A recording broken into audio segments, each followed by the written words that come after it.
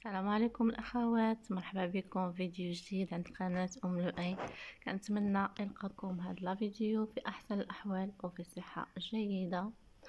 وكيف ما كتشوفوا اليوم غادي نقدم لكم حريرة بطريقة ديال ريافة، حريرة ديال الشيشة مقومة. إن شاء الله نال الإعجاب ديالكم وتجربوها، راه تجي زوينة وبزاف. ندوزو المقادير وطريقة التحضير. وهنا كيف ما كتلاحظوا المقادير اللي عندنا هما هادو، وكيف ما كتشوفوا غادي نحتاجو جوج ديال الطماطم. وعندنا هنايا طماطم معلبه 2 معالق كبار، وهنا عندي بصله، وهنا عندي الدجاج، صدر ديال الدجاج مقطع، وهنايا كاين القزبور ومعدنوس، وهنا عندي القوافل الابزار والتحميره وسكنجبير ومليحه والكركم، وهنا عندي الشيشه نص كيلو 500 غرام وزيت المائده. هادو هما المقادير اللي عندنا، وندوزو بطريقه التحضير. وهنا كيف ما كتشوفوا شلطت البصله ديالي وحكيت جوج ديال الطماطم وقطعت القزبور،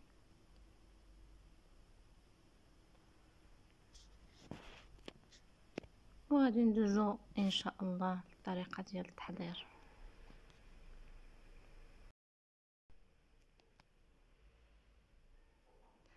وهنايا عندنا طنجره كناخدو صدر ديال الدجاج اللي مقطع، وكنضيفو عليها البصله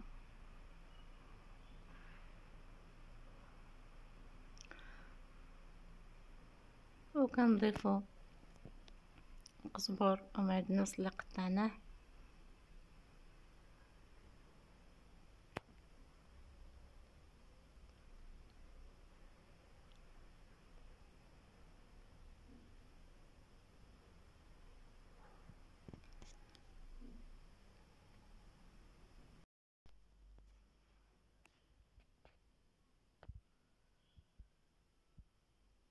وهنا كنضيفو القوام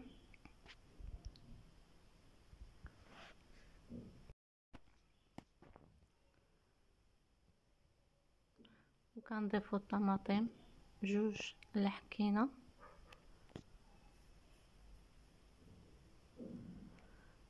وكنضيفو شويه ديال زيت المائده،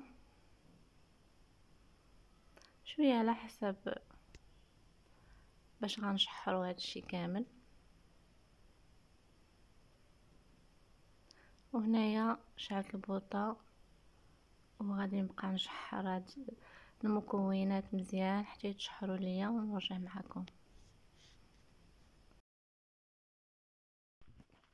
وهنايا من بعد ما اغلت ليا هاد الطنجره غادي نخليها تشحر مزيان، غادي نسد عليها واحد شويه تقريبا 5 دقائق ونرجع معكم. وهنا كيف ما كتلاحظوا من بعد ما طاب لينا الدجاج وتشحرت لينا الطنجره ديالنا مزيان،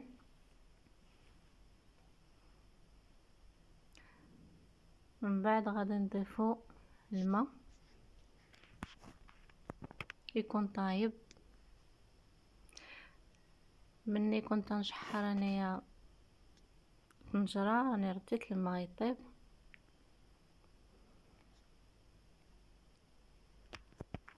وكنضيفو الماء اللي يكفينا باش نطيبو الشيشه.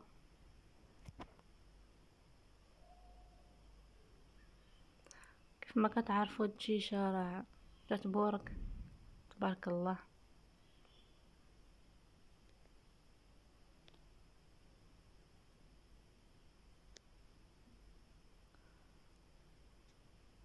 وغادي نزيد طماطم ديال الحك، يمكن لكم تضيفوا غير معلقه واحده حسب الاختيار ديالكم.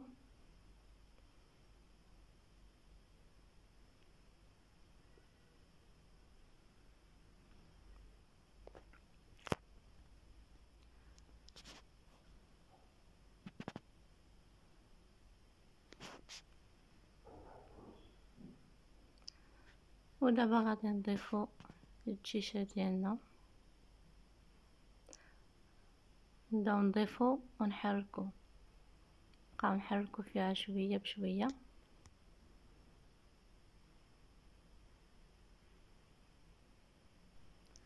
غادي نبقاو مستمرين في التحريك، غادي نحركوها مزيان باش ما تلصقش لينا الا سدينا عليها.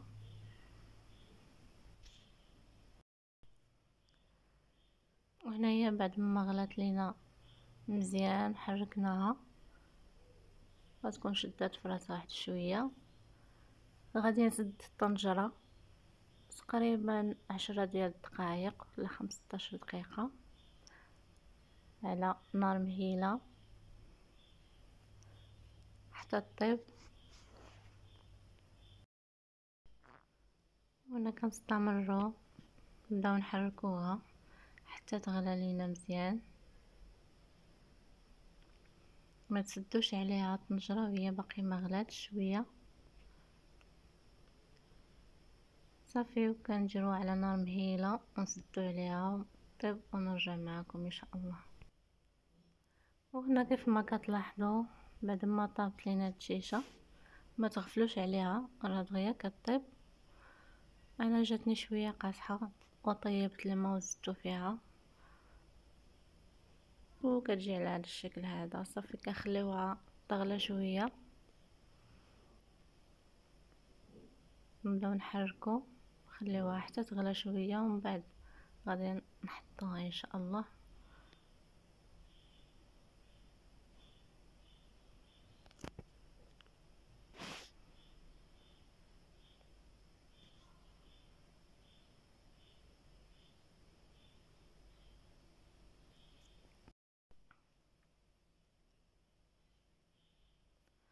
وهذه هي الحريرة بعد ما طابت كتجي على هذا الشكل هذا.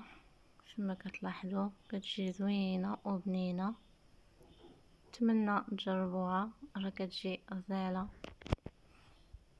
انا اول مره كنطيبها وجدتها معكم، نتمنى تعجبكم ان شاء الله. وما تنساونيش من التعاليق ديالكم واللايكات ديالكم وبصحتكم،